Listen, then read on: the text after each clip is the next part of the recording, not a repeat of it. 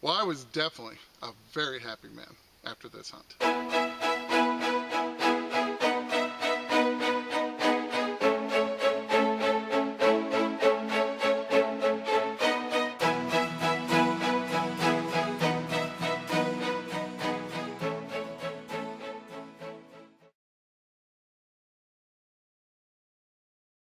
Well, welcome to Finding America. It is really nice to see you here. Well, I am back at it at the massive permission in the middle of an old town that I featured in the last 2 episodes. Well, what can I say? This place keeps producing. And every time I go there, I like to select a different spot or a different section of the place to give it a try. And this time I just couldn't resist a very long sidewalk strip that borders on the edge of this amazing permission.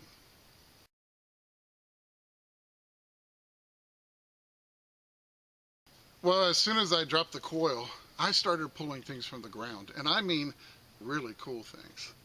Now, this sidewalk strip today looks pretty unremarkable, but based on the things that I was finding this last time, this place must have been amazing over 100 years ago. Well, I have to say, it was actually really exciting to hunt this particular sidewalk strip. And I found so much that I'm probably going to have to put it in 2 separate episodes. Well, it was quite the time for me, and I really hope you enjoy watching this one.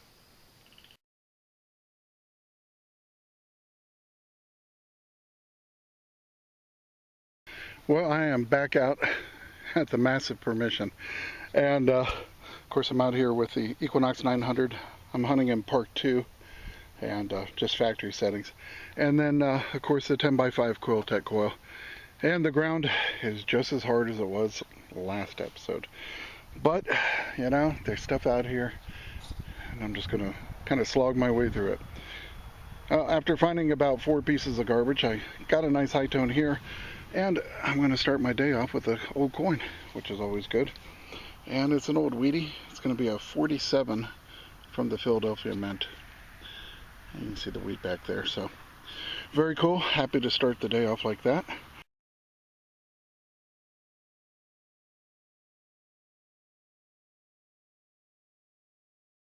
Well, this one was giving me a 60 to 61. Always like seeing these come out of the ground.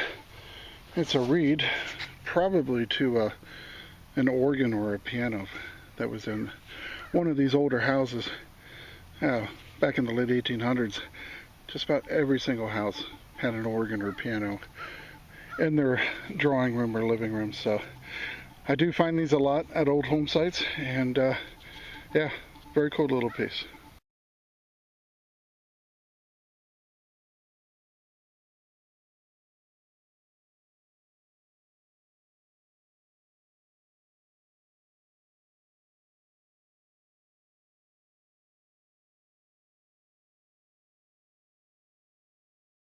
Well, pretty close to the sidewalk here. It's got a little rise up to this little yard where the house once sat, and was getting sort of a high 50 signal out of the hole 53, and boy, I think I might have something pretty cool. Check out what I flopped out on my drop cloth. Something big and round, and I'm hoping it's a token with those numbers. So I want to pluck it out of here, and yeah, it's obviously a token. It's got some. Oh my gosh, look at this one. One wipe, good for 5 cents. Oh, it's beautiful. Oh, get out. Oh man, it's huge too. It's the size of a quarter, and it's coming out in beautiful condition. It says good for 5 cents in trade. Now this is the fun part. See what kind of establishment this was.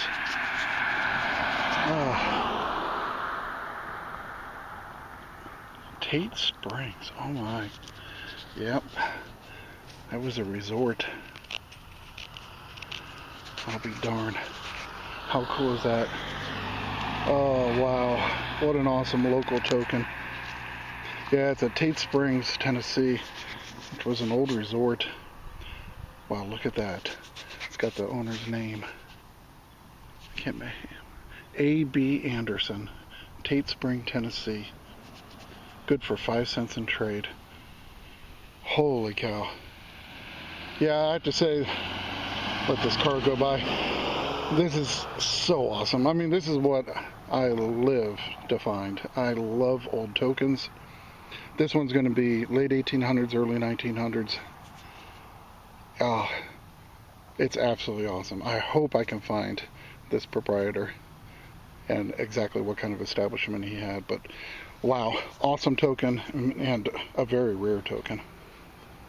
Whew, definitely made my day.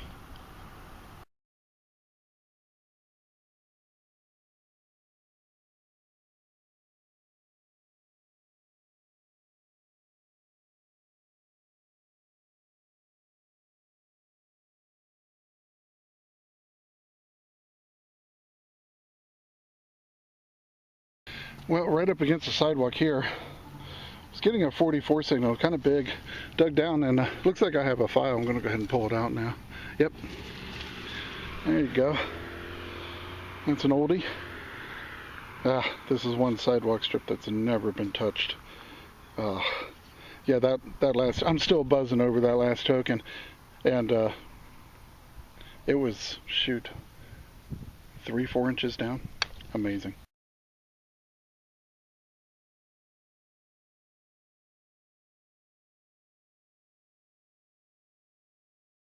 Well, another interesting little piece. I found it right next to where I got that file. And give me a 29. I popped it out. And I thought it was going to be a nickel, but I don't think so. It's kind of oval shaped. Look at that. Isn't that weird? It's got a hole in it. I was thinking, well, I thought maybe the top of a key, but now I don't think so. Lots of traffic. Oh, it does have some writing on it. Let me get this cleaned off. We'll see what the heck this is. I thought maybe top of a key, but I do not see where the... No, not at all. Very cool piece. Let's find out what this one is. I'll be right back. Well, it's actually key related, but it's neat. It says, Yale made is Yale marked. When buying extra keys, accept only blanks that have been made by Yale.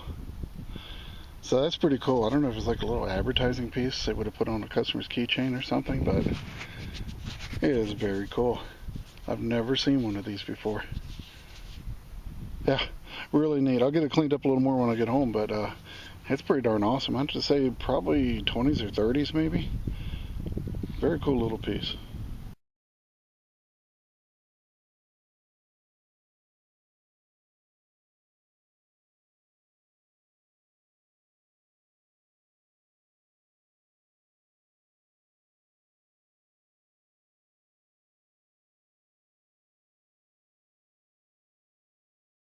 Well, this is a very cool piece. Nice old piece. Give me a 25.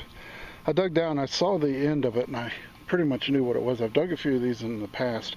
These are actually silver plate overlays that would have gone on the handles of like dresser mirrors. They put it on utensils as well. This could have been a large serving piece. But a lot of times these are like the handles to mirrors or brushes in the dresser vanity sets. So very ornate, very old, and got a truck going by here. But yeah, this is just a very cool piece, and again, late 1800s, early 1900s, so that's awesome. Happy to have it.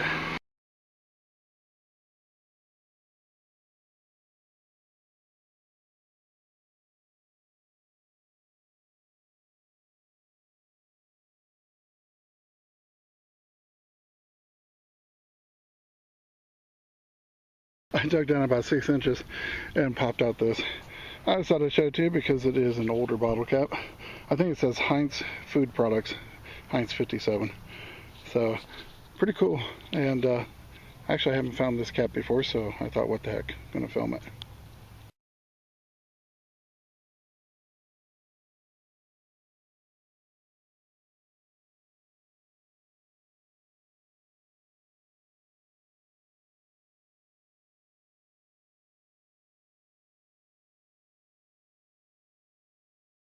So, have you ever wondered about the number 57 that Heinz puts on a lot of their products? that you see every time you go to the grocery store. Well, believe it or not, the number 57 had absolutely nothing to do with the Heinz company. Actually, in 1896, when Heinz was trying to select a slogan for the company, they had 60 varieties of products for sale. But he did not like the number 60. Matter of fact, he thought odd numbers were much more memorable and much more catchy. So, he didn't like 59 either, but he settled on 57.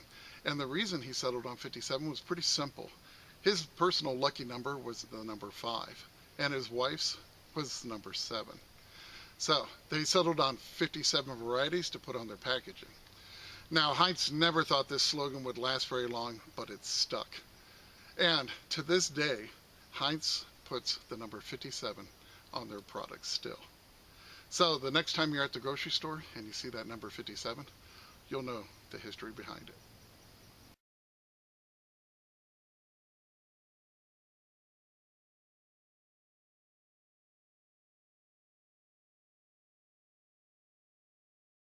Well, this one was giving me a signal down in the 50s, but I'm going to dig it, and glad I did. I pulled out a whopper of a big, huge rusty nail, but underneath that, I got a high tone. And check it out. There was a weedy hiding under that nail, and that dropped the numbers. And I went ahead and cleaned it up, and it's a 41 from the Philadelphia Mint. So, happy to have that. I mean, that could have been a silver dime under that nail. That's why I dig all the signals. So I might have something good in this hole. I was getting a squeaky high tone right here. Over here was a 40 to 50 signal. I was like, well, I'm just going to split the difference. But it led me towards the 40 signal, and check it out. Oh, I've got something big and round in the hole again. So here we go. Holy cow. Please let this be another token.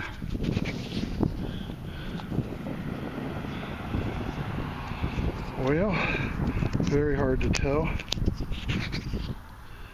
Let me get it sprayed off and brushed, and we'll see what it is. It feels aluminum, so I don't know. We'll find out. Well, it is a token. Pretty cool. I think it says good for $1 in merchandise. Boy, I've been having luck with these dollar tokens lately. But this one's kind of deteriorated because it's aluminum. I can make out some lettering, but I'm going to have to wait until I get home, see if I can salvage something off of this. But it is a very cool old token. Early 1900s at least. And yeah, happy to have that.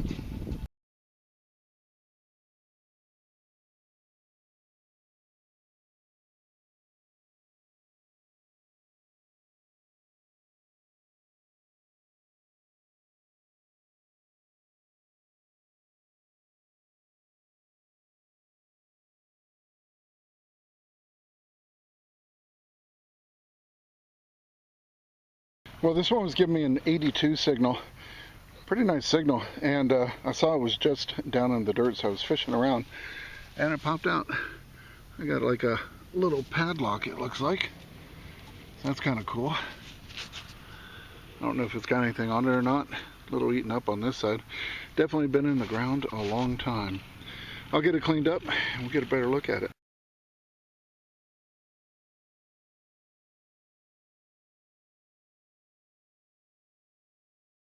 Well, I got something kind of interesting in the hole here. Well, actually really interesting.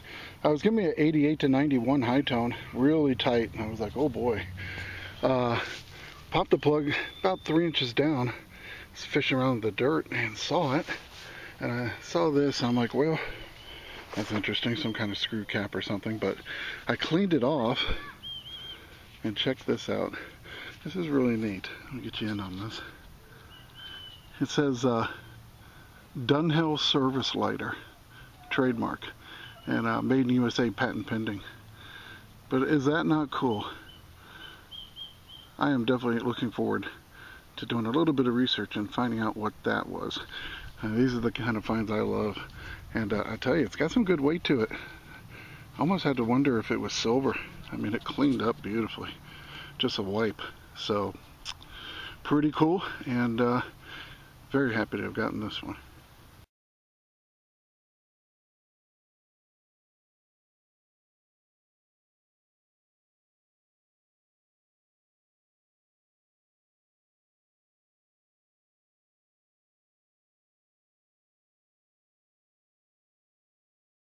Well, I'll tell you, I'm really starting to like this Sidewalk strip area here.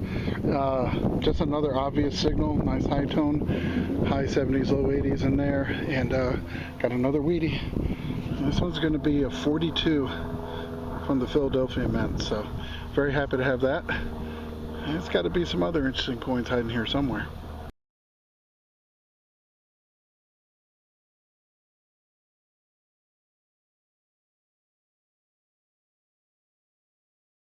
Well, right along the sidewalk here, I was getting a 34.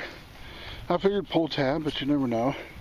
Dug down through the dirt on the drop cloth and check it out. Something in the shape of a heart. I don't see anything on it. Oh, maybe, I don't know. No, nothing right off the bat. Let me get it cleaned up a little bit. You can see where the loop would have been, where it hung. I thought maybe dog tag, but I don't think so now. Maybe a charm for a bracelet, but I'll get it cleaned up a little bit. Be right back. Well, I brushed off this side and I don't see anything on it, but when I flipped it over, check it out. That is so cool. It says Pittman Moore rabies vaccine, 1952. How cool is that?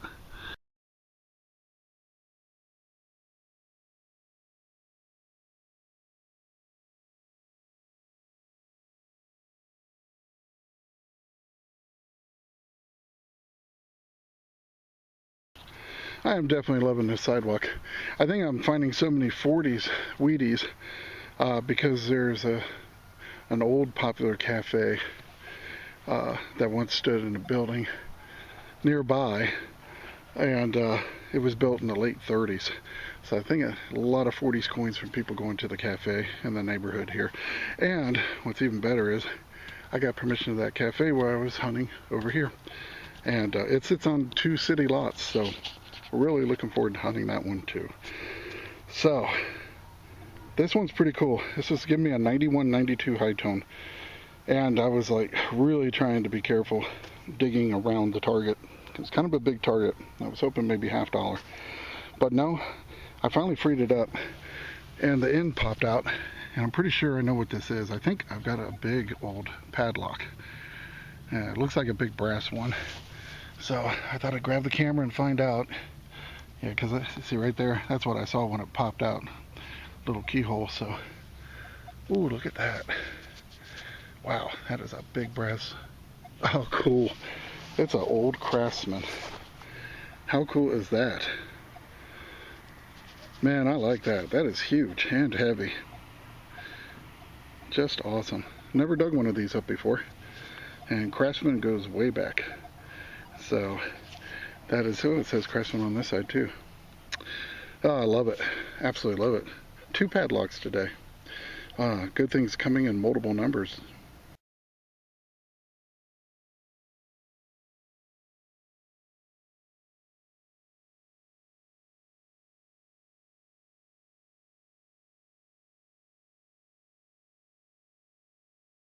Well, another cool item in the hole, and not too far from that sidewalk. 7172 in this hole. Dug down, I saw it and I thought, piece of garbage. But then I kind of moved around with my finger and I think I've got an old adjustable ring. So probably a kid's ring, but it has a pretty good surface on it. I was like, oh man, I don't find very many of them, but it'd be awesome to find a radio or TV premium ring or something. So I wanted to show you it just as I found it. And I'm hoping something is on the front of it. But I'll have to, there is something on it. What the heck? Doesn't that look like a buffalo from a buffalo nickel? Oh, that'd be weird. It sure looks like one, doesn't it? Hold on a second. Give it a little wipe on my glove. I don't know. You think that's a buffalo nickel on a ring? I'll tell you what, I've got to go off camera. I've got to spray it down and give it a little brush and we'll find out. That's really cool. Oh man, I am so stoked about this one. Check it out. I think it's actually some type of a premium ring that would have been given away in a contest for an old TV or radio show, I guess. I thought it was like buffalo. Can you see the name there? It says Bill on the buffalo, and under it says Junior, and that's what's throwing me. I was thinking, oh my gosh, this is Buffalo Bill from the Wild West show, but I don't know. It's really, really, really cool. It's just such an amazing piece, and it's really heavy. Very heavy ring. It's not your typical cheap kids ring, but yeah, Buffalo Bill Jr. How freaking cool is that? Look at that. I don't know, that's a little hard to figure out what's on that side. I think it's like a horse reared up or a bucking bronco kind of thing, and then this side I can definitely make out what that is. It's like a 6-shooter hanging from a holster, or hanging in a holster I should say, but can you believe that? Oh man, I don't have very many of these, maybe 1 or 2 over the years, and this is definitely one of the best I've ever found. I am just so stoked with this. This is an awesome, really awesome piece. I almost want to get it restored. I'll wear it.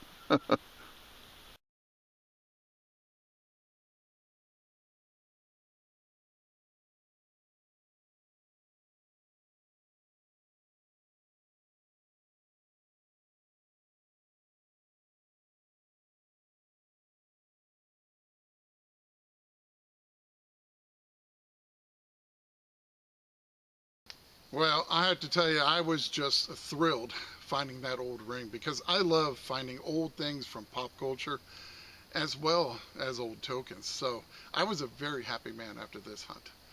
And here's another look at all the rare and cool things that I found in this episode.